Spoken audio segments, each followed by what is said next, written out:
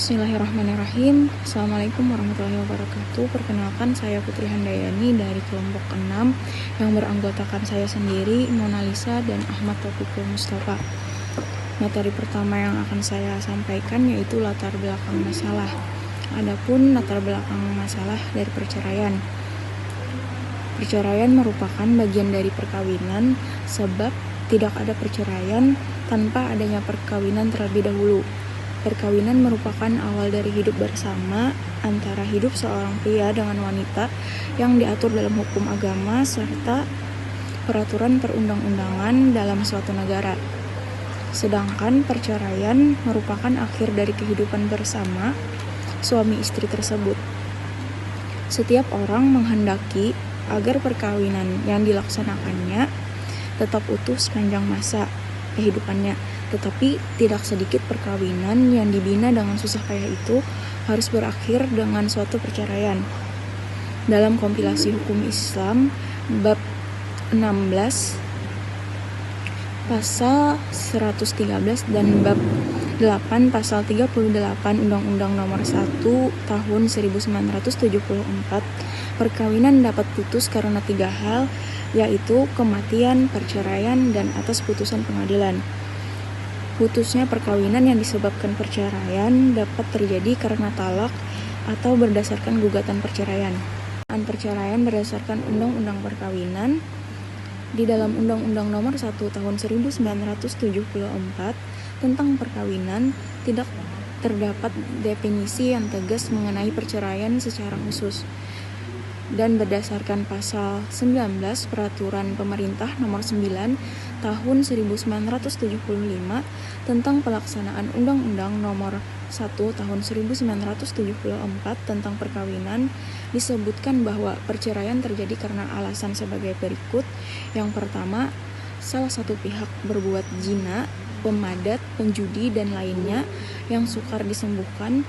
Yang kedua, salah satu pihak meninggalkan pihak lain 2 tahun berturut-turut tanpa seizin pihak lain dan tanpa alasan yang sah.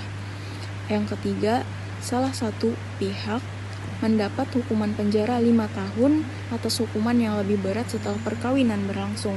Yang keempat, salah satu pihak melakukan kekejaman atau penganiayaan berat yang mengancam jiwa pihak lain. Yang kelima, salah satu pihak mendapat cacat badan atau penyakit yang sukar disembuhkan sehingga tidak bisa menjalankan kewajibannya sebagai suami ataupun istri. Dan yang keenam, serta antara suami dan istri terjadi perselisihan dan pertengkaran terus-menerus sehingga tidak ada harapan untuk dirukunkan.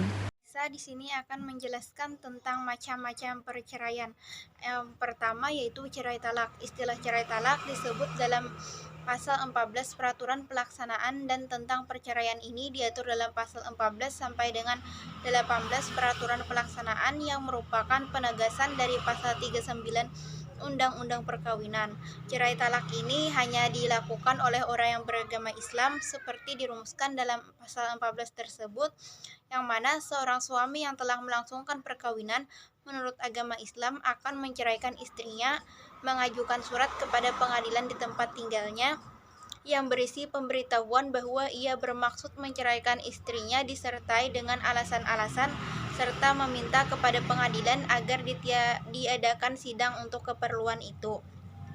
Yang kedua yaitu cerai gugat, yang mana cerai gugat ini adalah perceraian yang disebabkan oleh adanya suatu gugatan lebih dahulu oleh salah satu pihak kepada pengadilan dan dengan suatu putusan pengadilan.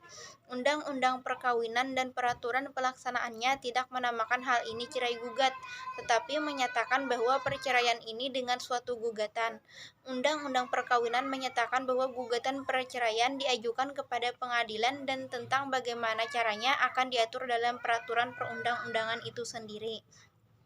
Selanjutnya yaitu pelaksanaan perceraian berdasarkan kompilasi hukum Islam. Perceraian berdasarkan KHI pasal 116 junto Undang-Undang Perkawinan. Sebelum menjelaskan perceraian berdasarkan KHI pasal 116, terlebih dahulu akan dijelaskan pengertian perceraian menurut hukum Islam. Perceraian dalam bahasa Arab dikenal dengan istilah talak, yang secara etimologi adalah talak secara bahasa yang artinya melepaskan tali. Perceraian berdasarkan pasal 114 KHI yaitu putusnya perkawinan yang disebabkan karena perceraian dapat terjadi karena talak atau berdasarkan gugatan perceraian. Namun lebih lanjut dalam pasal 116 KHI dijelaskan beberapa alasan perceraian yang diajukan kepada pengadilan untuk diproses dan ditindaklanjuti. Adapun alasan-alasan tersebut, yang pertama yaitu salah satu pihak berbuat zina atau menjadi pemabuk, penjudi. Yang kedua yaitu salah satu pihak meninggalkan pihak lain selama 2 tahun berturut-turut tanpa izin pihak lain dan tanpa alasan yang sah atau karena hal lain di luar kemampuannya. Yang ketiga yaitu salah satu pihak mendapat hukuman penjara selama 5 tahun atau hukuman yang lebih berat selama perkawinan berlangsung. Yang keempat, salah satu pihak melakukan kekejaman atau penganiayaan berat yang membahayakan pihak lain. Yang kelima, salah satu pihak mendapatkan cacat badan atau penyakit dengan akibat tidak dapat menjalankan kewajibannya sebagai suami istri. Yang keenam, antara suami istri menjadi perselisihan dan pertengkaran dan tidak ada harapan untuk hidup rukun lagi dalam rumah tangga. Yang ketujuh, suami melanggar talak. Yang ke-8 yaitu peralihan agama atau murtad yang menyebabkan terjadinya ketidakrukunan dalam rumah tangga. Saya lanjutkan, di sini masih berkaitan dengan pelaksanaan perceraian berdasarkan kompilasi hukum Islam. Namun di sini menurut para ulama memberikan pengertian dari perceraian atau talak itu. Ada 3 pendapat dari para ulama ini. Yang pertama, Sayyid Sabiq, talak atau perceraian adalah melepaskan ikatan atau bubarnya hubungan perkawinan. Yang kedua, menurut Abdurrahman Al-Jaziri, talak secara istilah adalah melepaskan status pernikahan tersebut. Talak dalam pengertian ini adalah hilangnya ikatan atau membatasi geraknya dengan kata-kata khusus. Sedangkan menurut makna adalah hilangnya ikatan perkawinan sehingga tidak halal lagi bagi suami dan istri bercampur. Menurut Al-Hamdani yang ketiga, bercerai adalah lepasnya ikatan dan berakhirnya hubungan perkawinan tersebut.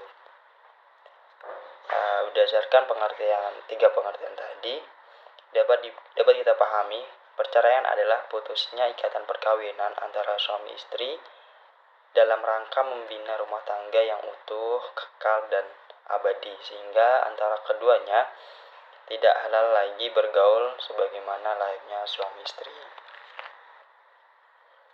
Dengan demikian, dapat disimpulkan bahwa perceraian dengan jalan talak ini adalah permohonan cerai yang diajukan oleh suami, sedangkan gugatan perceraian diajukan oleh pihak istri atau kuasanya kepada pengadilan agama.